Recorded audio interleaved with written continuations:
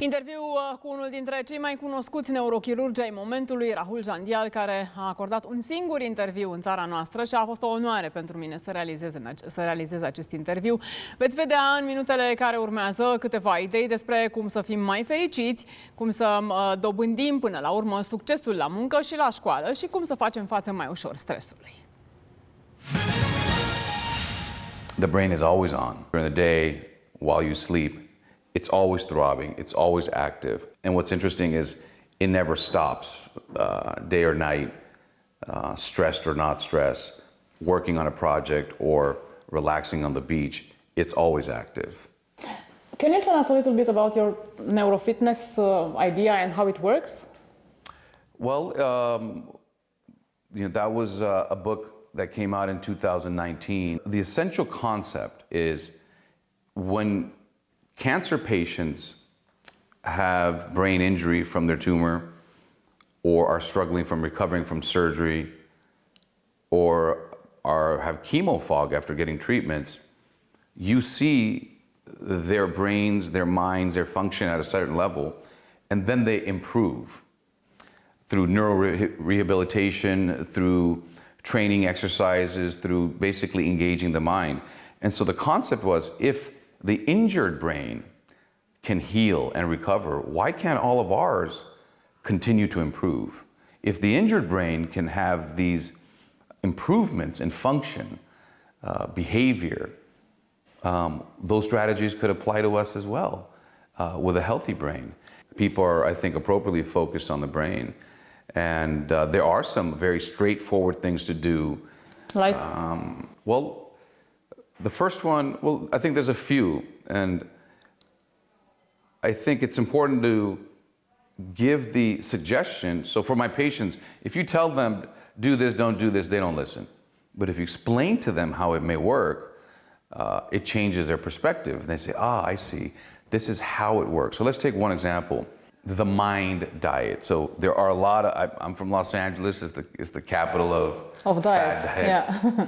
But what we've seen over the last 30 years is that a Mediterranean diet, a group of people, a large group of people, if they eat the Mediterranean diet, they have a lot lower rates of dementia and Alzheimer's.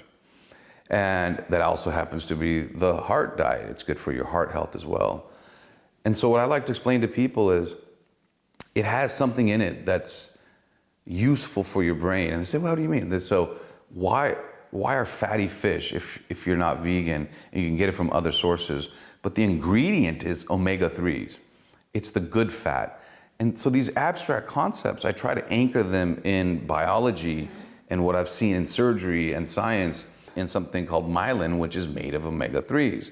So when you think of omega-3s and it's good fat, think of it as the insulation that it improves the efficiency and the speed. The other one is exercise. Everybody likes to hear about it. And again, from Los Angeles, you're thinking, we're going to look like Brad Pitt running on the beach. And it's not actually the amount of exercise.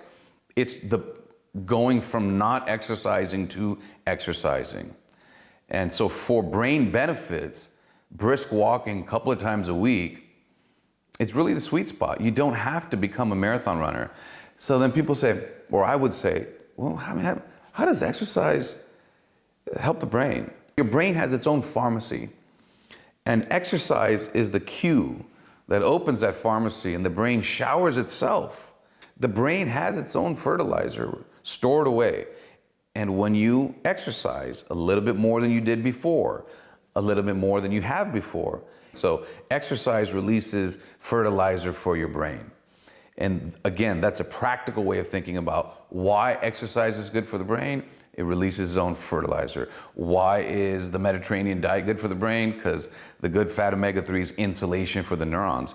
And these are actually structural things. I mean, if we took a microscope, you would see it as a living city. It's thinking and feeling and engaging that is also its very unique type of exercise. So the physical exercise is good for the brain. A certain diet is good for the brain. But ultimately, you have to use your brain, again, at your level.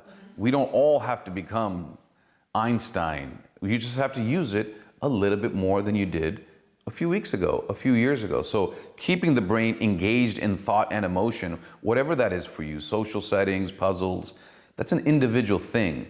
Those three pieces are essentially free. They're accessible. You don't have to go and buy a product for them. Nobody's selling anything for them.